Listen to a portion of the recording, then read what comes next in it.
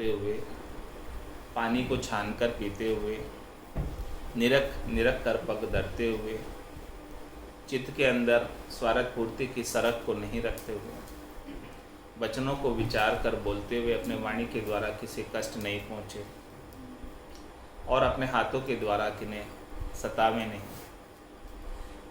जो भी जीव है सबकी रक्षा करते हुए, सबको बचते बचाते हुए, और फिर राम राम का सुमरण करें। ये सब कार्य करते हुए राम राम का जो सुमरण करता है, राम चरण रामे भजे तो जीते नर्तन सार, तो वो जो नर्तन का सार उसे प्राप्त होता। नर्तन का सर्वोत्तम फल परम पद की प्राप्ति, आनंद पद की प्राप्ति, केवल पद की प्राप्ति इस जीवन में हो पाती। इस प्रकार से दया का विचार करते हुए राम नाम का सुमरण करें। जल गाडे पट छाणिए धरा निरख पगधार, क्या पशुआ क्या मानसा क्या पंखी कीट जो होय, बदलो ले सब लेसी सही सत मानो सब कोय, सत मानो सब कोय जोय अवतारा दीनो, दूजा जुग में बाल की रात होए बाले लीनो, रामचरण भागवत में वचन व्यास के जोय, क्या पशुआ क्या मानसा क्या पंखी कीट जे होय। महाराज फरमाने कि क्या तो पशु, क्या मनुष्य, क्या पंखी, क्या कीट, ये सभी के साथ कर्म बंधते और ये सभी बदला वापस लेते कर्मों के अनुसार। बदलो सब लेसी सही, सत मानो सबको, इस बात को सत्य मानो कि जिसको जैसा जैसा ट्रीट किया आपने वो वैसा वैसा वापस ट्रीट करेगा। चाहे वो पशु को किया, चाहे मनुष्य को किया, चाहे पक्षी को किया, चाहे कीटों को किया, कीड़ों को किया, क्योंकि ये सभी चेतन जीव है, सभी देह धर कर आए हुए हैं, सभी के अंदर आत्मा है। बदलो लेसी सही सत मानो सब कोई, सत मानो सब कोई जो अवतारा दीनो। महाराज हमारे अवतारों ने भी बदला चुका है। अवतार भी कर्मों के बदलों से नहीं चूक पाए। जैसा जैसा उन्होंने जिसके साथ ट्रीटमेंट किया वैसा वैसा वापस उनको ट्रीटमेंट मिल गया। दूजा युग में बाली किरात होए बाले लीनो। त्रेता युग में दशरथ नंदन भगवान श्री राम ने बाली का वध किया था। छिपकर बाण से प्रहार कर मारे मुई व्याध की नाही। बाली ने कहा कि आप तो धर्म का पालना करने वाले हैं और आपने मुझे तो व्याध की तरह मार दिया। व्याध किसे कहते हैं? शिकारी। इस प्रकार से शिकारी शिकार करता है किसी पशु का, तो बोले हम उन पशुओं में तो नहीं कि जिनका शिकारी शिकार करे, आपने तो हमें व्याध की तरह तीर से मार दिया। तो वापस उसका बदला दूसरे युग में, द्वापर युग में दशरथ नंदन भगवान श्री राम कृष्ण अवतार धर कर आए। वही और किरात होए बाले ली, और जो वो जंगल के अंदर भील, इस प्रकार से वृक्ष के नीचे भगवान श्री कृष्ण आराम कर रहे थे और उनका पाँव दिख रहा था और पाँव के ऊपर चक्र वगैरह दिख रहे थे। केवल इतना ऐसे ही नज़र आ रहा था। तो भील ने देखा कि ये कोई हिरण है, और उन्होंने बील ने दूर से ही निशाना लगाया तीर का।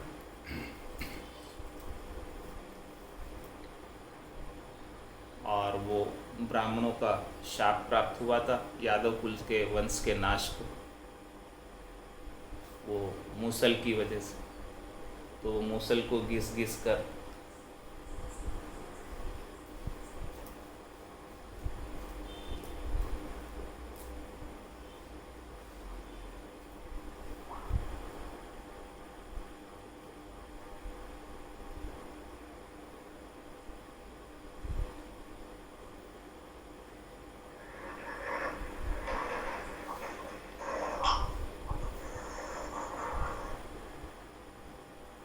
तो वो मूसल को घिस घिस कर सबने जो है धरती में मिला दिया था,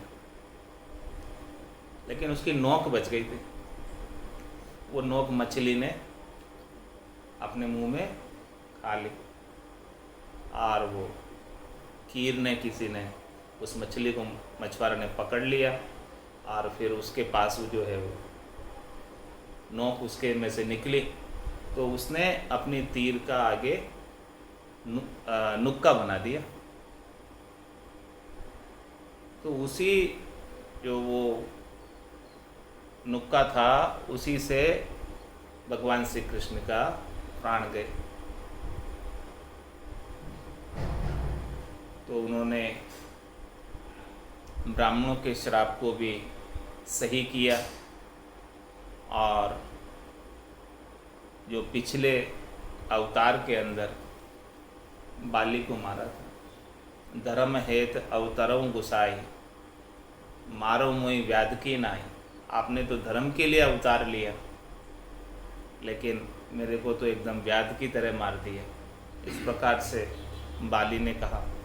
तो वापस जो है वो कीर ने, भील ने उस नोक से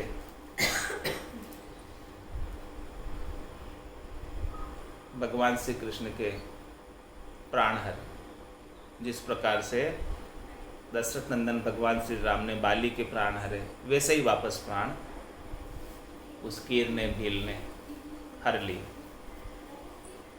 तो उनको भी जब बदला चुकाना पड़ा, अवतार भी कर्म करने का, कर्म का फल भुगतान करना पड़ा। तो महाराज फरमाने की ये बात मैं अपनी तरफ से नहीं कह रहा, रामचरण भागवत में वचन व्यास के जो ये भागवत की कथा है, व्यास जी के वचनों को आप सुन लो, देख लो, समझ लो कि कर्मों का फल वापस दूसरे जन्म में भी मिलता है, चुकाना ही पड़ता है। तो नए क्रियमान कर्म नहीं बांधने चाहिए। इन नए क्रियमान कर्मों को बांधने से बचना चाहिए जितना हो सके, क्योंकि कोई छोड़ने वाले नहीं है। क्या पसवा, क्या मानसा, क्या पंखी कीटे, जो किसी के भी साथ जैसा भी किया है व्यवहार, वापस वो मिलेगा। तुम्हारा तुम्हारे मोबल कर्म न जावे ओ प्रभु जी, मोबल कर्म न जा, आगे किया तिके किन पारा। अब ही वही हो आवे, आगे अनेक किए में जिनका अपार कर्म है, इतने कर्म में आगे के किए हुए कि अब वो वापस हो कर आ रहे हैं मेरे को भुगताने के, और मैं बार बार जन्म दर रहा हूँ उनके लिए। इसीलिए अरदास कर रही है आत्मा सदगुरु से, कह रही कि भाई मोह बल कर्म न जावे हो प्रभु जी, मेरे बल से तो कर्म नहीं जाए, और बदला दिया कदे नहीं चुके। मैं यदि बदला चुकाने लग जाऊं इन सब कर्मों का, जैसे दशरथ नंदन भगवान श्री राम ने बाली को मारा और भगवान कृष्ण के अवतार के अंदर वापस भील ने मारा, इस प्रकार से अनेक बदले है, तो एक बदले थोड़ी है। बदला दिया कदे नहीं चुके, जाता मुझको घेरे। इतने कर्म है कि मैं बदला चुकाने लग जाऊं तो मेरा तो उद्धार हो ही नहीं सकता, मैं तो बदले चुकाने में रह जाऊंगा। तो ऐसा कोई उपाय करो कि ये बदले नहीं चुकाने पड़े, ये बदले सब ऋण बदले नहीं चुकाने पड़े।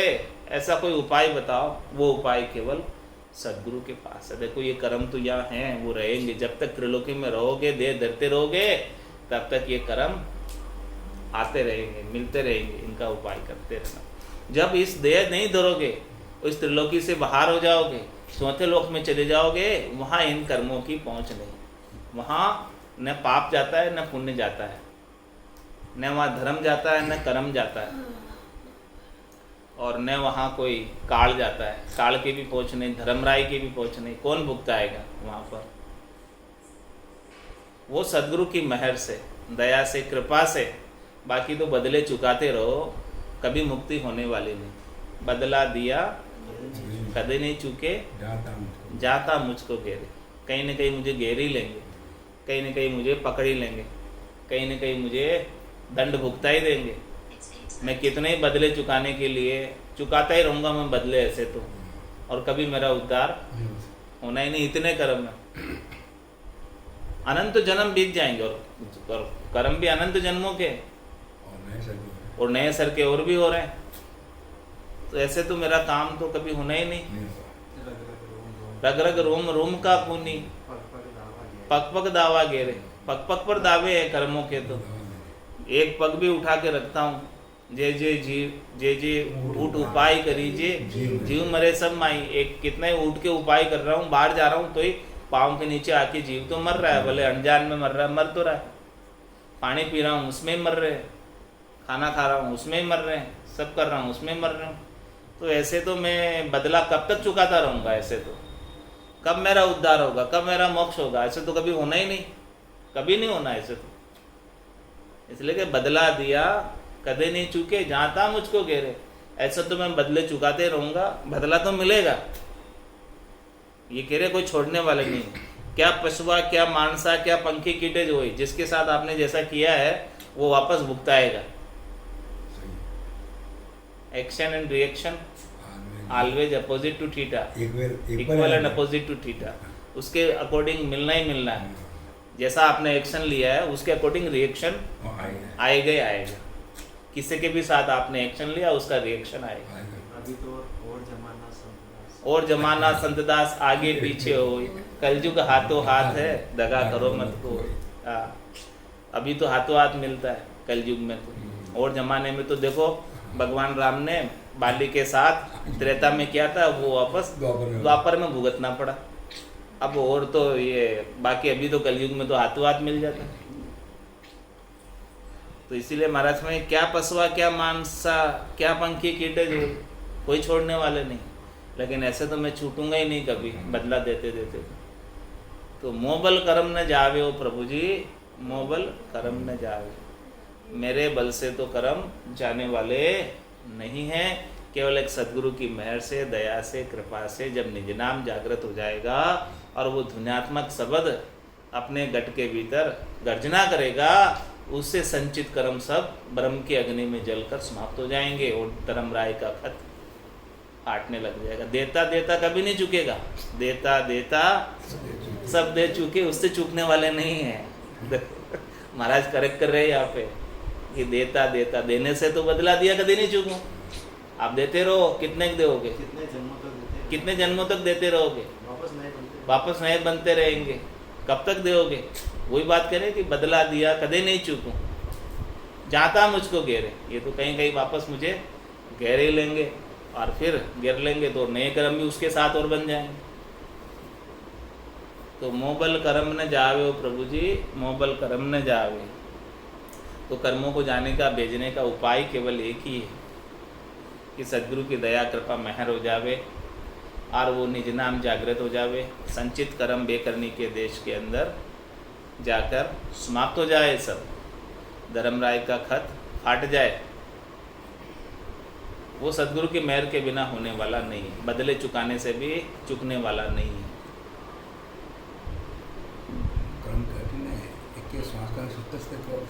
हाँ, भजन किया सुकर्म कटेल, कह सुकराम शरण हर तेरी, ऐसी मोई बताई, भजन किया सुकर्म कटेला, कटे पलक के माए। देखो कर्मों को काटने का उपाय, चुकाने से तो नहीं चुकेंगे, रण बदले चुकाने से नहीं चुकेंगे, ये रण बदले तो भजन करने से कटेंगे।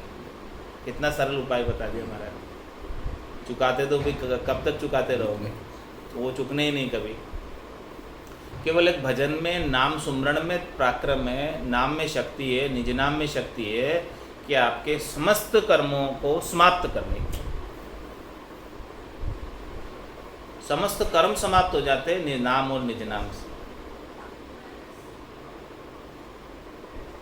सर्वाधिकार से बाहर ले जाता है, कर्मों से बाहर निकाल कर ले जाता है, स्थूल शरीर से बाहर ले जाता है, सूक्ष्म शरीर से बाहर ले जाता है, कारण शरीर से, महाकारण शरीर से, सबसे बाहर ले जाता है, असत से बाहर ले जाता है, तीनों लोकों से बाहर ले जाता है, धर्मराय के एरिया से बाहर ले जाता है। वो सब यहीं के यहीं रह जाते हैं। वो जीव बाहर, आत्मा बाहर चली जाती है शब्द के साथ। शब्द जहाँ से आया है इसको लेने, वहाँ लेकर चला जाता है अगम देश में। कोई यहाँ पर कितने उसने देश के अंदर लोन वोन ले लिए हो और फिर इस देश को छोड़कर बाहर चला गया, लंदन चला गया। अब बोलो उसको यहाँ वहाँ लंदन के अंदर इंडिया के कानून तो लगता नहीं। इसी प्रकार से महाराज फरमा रहे कि जो सदगुरु के देश में, गुरुपद देश में चला जाता, वहाँ पर त्रिलोकी का कानून नहीं चलता। ये सब त्रिलोकी में भुगतने कर्म, सभी धर्मराय का कानून कहाँ पे, धर्मराय की अदालत कहाँ पे? त्रिलोकी में। जब ये त्रिलोकी से ऊपर चौथे लोक को प्राप्त कर लिया, संतों के देश को, रामजनों के देश को प्राप्त कर लिया, तो फिर यहाँ के जो है कर्म उसके साथ जाते नहीं। कर्म सब यहीं छूट जाते हैं और वो जीवात्मा अपने जीवपण को समाप्त करके चौथे लोक में, संतों के देश में, रामजनों के देश में चली जाती है। इस प्रकार से महाराज ने दया का अंग संपूर्ण किया कुंडलिया में। अब कुंडलियों के अंदर उपदेश का अंग आ रहा है। रमतीति राम गुरुदेव जी, पुनित हूँ काल के संत, जिनको राम चरण की वंदन बार अनंत। राम राम सबको कहो, पवन छति सुमाय। राम चरण बेहद सबद, हद काहू की नाय। हद काहू की नाय, यह सब संत पुकारे। मूर्ख मूढ़ अज्ञान पड़े, जाए भरम अंधारे। समझाया समझे नहीं, मुरडाटे ही जाए। राम राम सबको कहो, पवन छति सुई माय। मराठ में ये राम नाम जो है अछोतिक शब्द है, इसके कोई छोत नहीं है। राम राम सब कोई कहो, सब कोई कह सकते हैं इसे। पवन 36वीं माय, 36वीं माय मतलब 36 जाति का कोई हो, किसी भी जाति का हो, किसी भी वर्ण का हो, किसी भी आश्रम का हो, सब कोई राम नाम ले सकते हैं। इसमें ऐसा कोई ब्राह्मण हो, क्षत्रिय हो, वैश्य हो, वही ले सकता हो, ऐसी बात नहीं। शूद्र भी इसे राम नाम को ले सकते, समान श्वास, सबको समान श्वास से मिली हुई है। राम नाम का शब्द सबके लिए समान है। राम राम सबको ही कहो, पवन 36वीं माय। 36 जातियों के अंदर एक ही पवन है, पवन 36वीं माय। सबके श्वासें 36 जाति का हो, कोई भी जाति का हो, सबको श्वासें समान रूप से मिली हुई है। तो वो श्वास उश्वास के अंदर भजन करना है तो कोई भी जाति का हो राम नाम कर सकता है। रामचरण बेहद शब्द, हद काहू के नाय। महाराज में ये राम नाम का शब्द बेहद शब्द है, इसमें कोई हद नहीं, इसमें कोई मर्यादा नहीं है, इसमें कोई यम नियम नहीं है, इसमें कोई छुआछूत नहीं है। हद की कोई सीमा नहीं है कि ये ले सकता है, ये नहीं ले सकता, इस समय ले सकता, इस समय नहीं ले सकता, या सुबह सूतक में नहीं ले सकता, या स्नान ध्यान करके ही ले सकता। इसमें ऐसी कोई रोक टोक नहीं है। इसमें हद काहू की ना, किसी की इसमें हद नहीं, किसी का इसमें मर्यादा नहीं चलती है, किसी का इसमें नियम नहीं चलता है, किसी का इसमें यम नहीं चलता। इन सब से बाहर है ये सब, हद से, मर्यादा से, यम नियमों से बाहर, नेम देम से बाहर शब्द। रामचरण बेहद शब्द, ये ऐसा बेहद का शब्द है कि हद काहू की नाय, हद काहू की नाय, ये सब संत पुकारे। महाराज में ये बात जो है कौन कह रहे? सभी संत कह रहे, मैं नहीं कह रहा हूँ। सभी संत यही बात कह रहे कि ये राम नाम का शब्द है, अछौतिक शब्द है, बेहद शब्द है, इसके अंदर कोई यम नियम सीमाएं कुछ भी नहीं है, कभी भी कोई भी कैसे भी इसको ले सकता है, कोई रोक टोक नहीं है। ऐच्छोतिक सब मूर्ख मूढ़ अज्ञान पड़े जाए भरम अंधारे। महाराज हमारे जो मूर्ख होते हैं, मूढ़ होते हैं, अज्ञानी होते हैं, वो अनेक प्रकार के हद के, मर्यादा के, नियमों के अंधारे में पड़े रहते हैं और वो भजन करने से रोकते हैं। समझाया समझे नहीं मुर्डाटे ही जाए, वो उनकी मुर्डाट में ही रहते हैं, वो उनके गर्व में ही रहते हैं। उनको समझावे तो वो समझे नहीं।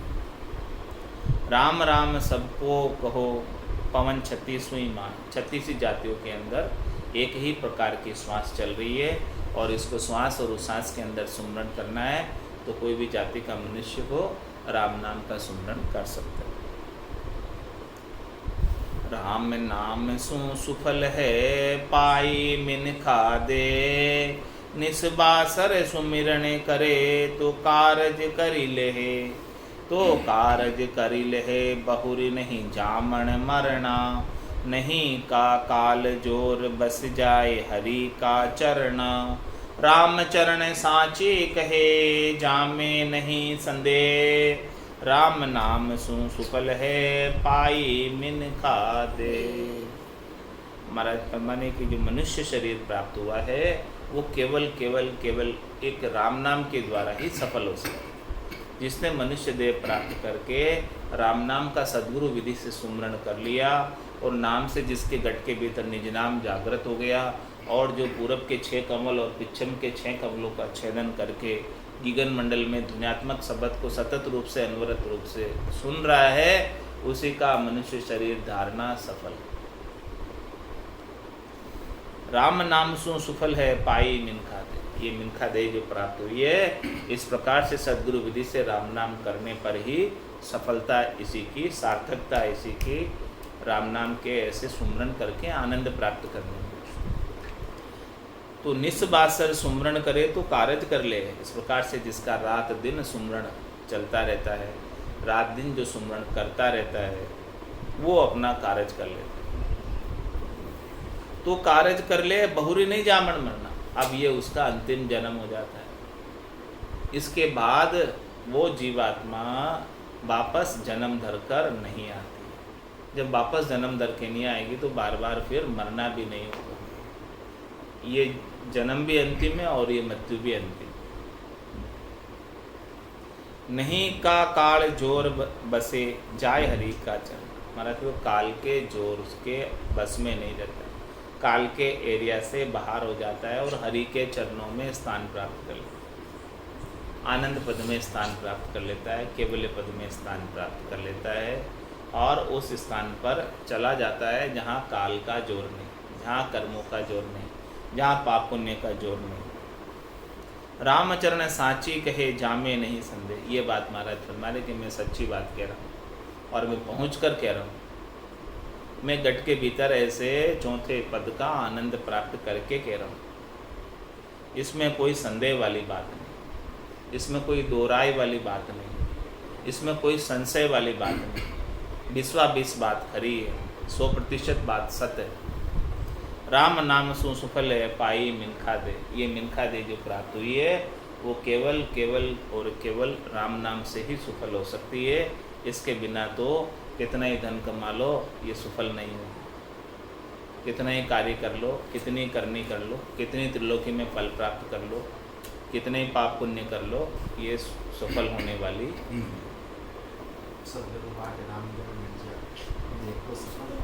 सदगुरु हाट रामधन बिट जा देखो सफल कमाई। ऐसी सफल कमाई देखो। सदगुरु ने ऐसा हाट बाज़ार खोला है और सदगुरु ने वहाँ दुकान मांडी हुई है। उस दुकान से सामान खरीद लो, नहीं तो बेग दुकान उठाएगा, पिस्ताएगा, गया समय नहीं आएगा। तो तन धारी त्रे बात की ढील करो मत कोई, राम भजन साधु दरस दत्तब करता सोई, दत्तब करता सोय जोय तन थिरता नाही, को चंचल को थीर कहाँ बन है छिन माही। ताते कारज जीव को कीजे आतुर होय, तन धारी त्रय बात की ढील करो मत कोई। जिसने भी ये मनुष्य तन धारा है उन सब से कह रहे महाराज, चाहे वो नर है, चाहे वो नारी है, चाहे वो बालक है, चाहे वो जवान है, चाहे वो वृद्ध है, चाहे वो पढ़ा लिखा है, चाहे वो बिना पढ़ा लिखा है, चाहे वो उच्च कुल का है, चाहे वो नीच कुल का है, चाहे वो किसी भी वर्ण का है, चाहे वो किसी भी आश्रम का है, चाहे वो किसी भी जाति का है, सबसे कह रहे महाराज कि तन धारी त्रय बात की ढील करो मत। ये तीन बातें बता रहे मुख्य खास। इस यदि मनुष्य जन्म को सफल करना है तो तीन बातें खास खास बता रहे। इन तीन बातों को करने के अंदर ढील मत करना। ढील करने का मतलब देरी नहीं करना, इन तीन बातों को करना। क्या क्या खास तीन बातें बता रहे? राम भजन, एक तो राम जी का भजन बेगा बेग कर लेना।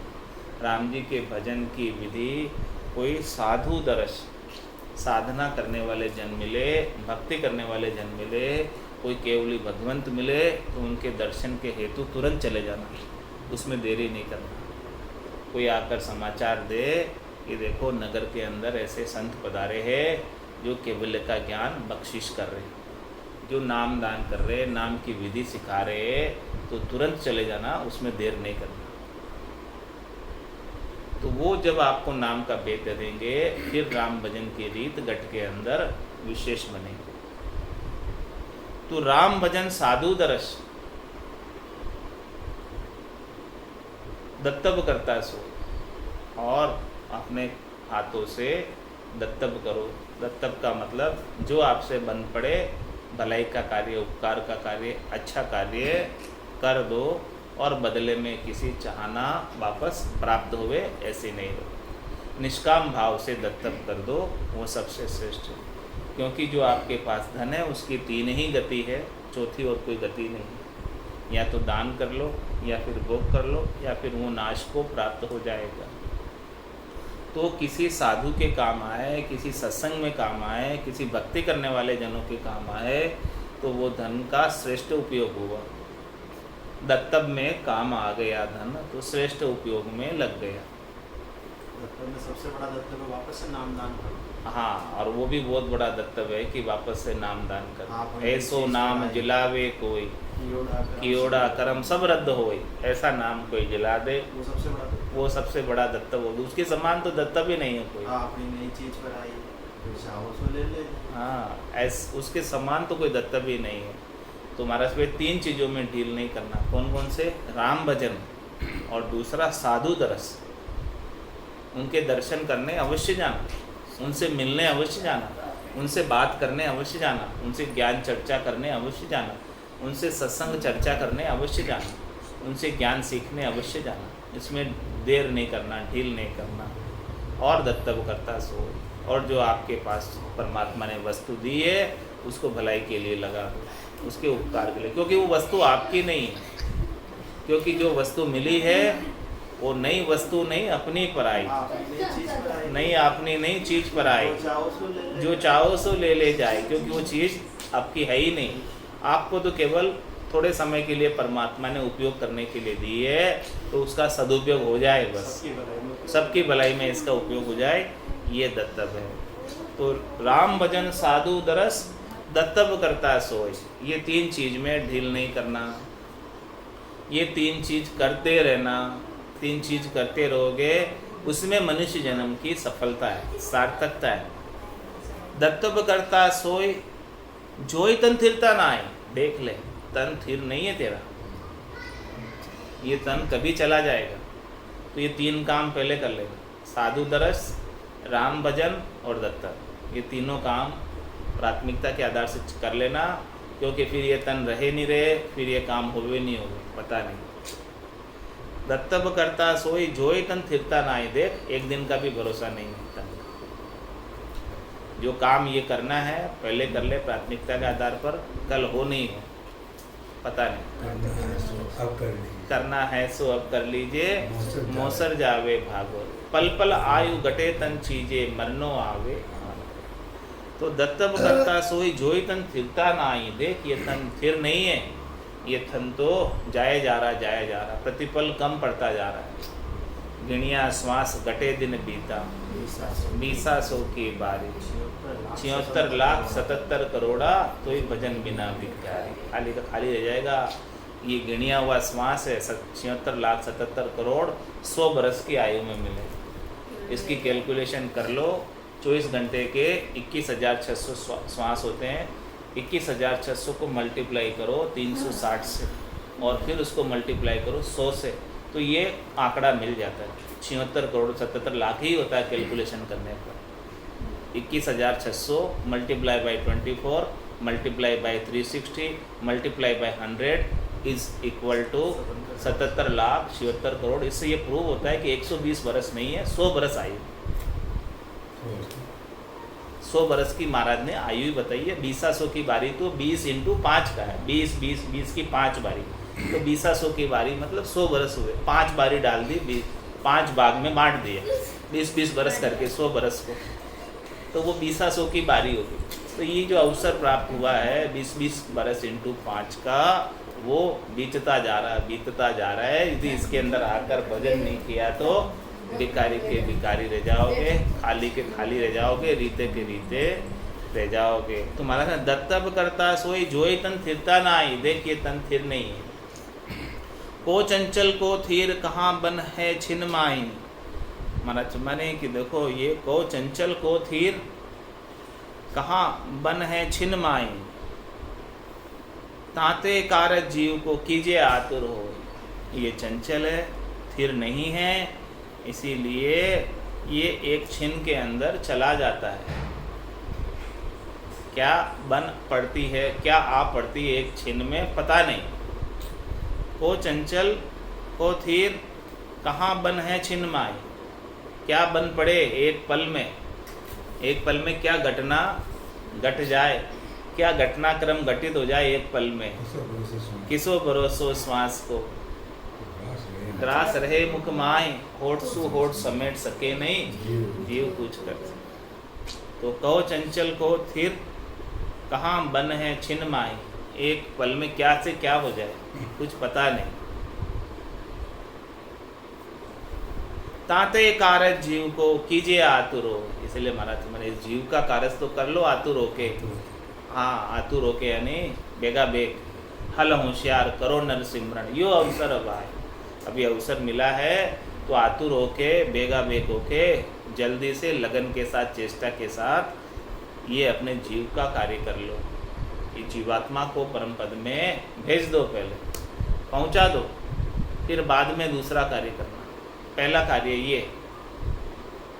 तो तन धारी त्रय बात की ढील करो मत कोई। महाराज जिसने भी तन धरा है मनुष्य शरीर जिसको परमात्मा की कृपा से प्राप्त हुआ है, वो इन 3 बातों की ढील नहीं करता। परमात्मा ने विशेष कृपा कर कर तो मनुष्य शरीर दिया। बड़े भाग मानुष तन पावा, सुर दुर्लभ सब संते ही गावा। साधन धाम मोक्ष कर द्वारा, पाइये जहने परलोक सिमारा। सो परतर दुख पावसी, सिर धुनि धुनि पिछताई। काल ही करमी ईश्वरी, मिथ्या दोष लगाए। तो तन धारी तुरे बात की ढील करो मत को। ये तीनों प्रकार के बात की ढील नहीं करना, क्योंकि ये श्वास का कोई भरोसा नहीं, इस तन का कोई भरोसा नहीं। फिर ये 3 काम हुए नहीं होंगे। एक तो साधु के दर्शन, दूसरा राम जी का भजन और तीसरा दत्तक। ये तीनों काम प्राथमिकता के आधार से कर लेना। मानव तन दुर्लभ मिलियो, भाग मिलियो सत्संग।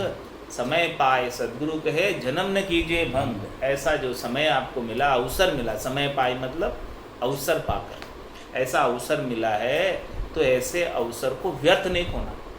जन्म न कीजिए भंग, भंग का मतलब बेकार मत गंवाना ऐसा अवसर। ये अवसर चला गया तो फिर क्या होगा। आज अषाढ़ु चाम सोमणी, समझ बीज नहीं बायो। अंतकाल काती को करसो, भजन बिना पिछता है। नर्तन केत नामकण निपजे, मोती पुल का बाया। निपजी साख साख फल फूली, भर गाड़ा घर लाया। 4 जुगा बिच एक ही 12, अवसर नर्तन पावे। सदगुरु मिल्या बिना जीव सूना, फिर 84 जावे। 4 जुगा का बरस बदीता, लाख 3 40, एती मार सहे शुरू पर और सहे सर्विस। इतनी मार सहन करनी पड़ेगी यदि अपना ये 3 काम या प्राथमिकता के आधार पर अभी नहीं किए तो। इसके बिना तो अन्य कार्य तो सब होते ही रहेंगे। आप रहोगे तो भी होंगे, नहीं रहोगे तो भी संसार तो चलने ही वाला है, उसको कोई फ़र्क पड़ने वाला नहीं है। फ़र्क अपने को पड़ेगा कि अपने को क्या करना है। अपना कल्याण कर लिया तो सदैव सदैव के लिए आनंद पद के वासी हो जाओगे, नहीं तो फिर 84 लाख के दौड़ तो जीवा जून में आने की तो ये लगी रहेगी, ये मिटने वाली नहीं है जब तक ऐसा 3 कार्य नहीं करोगे।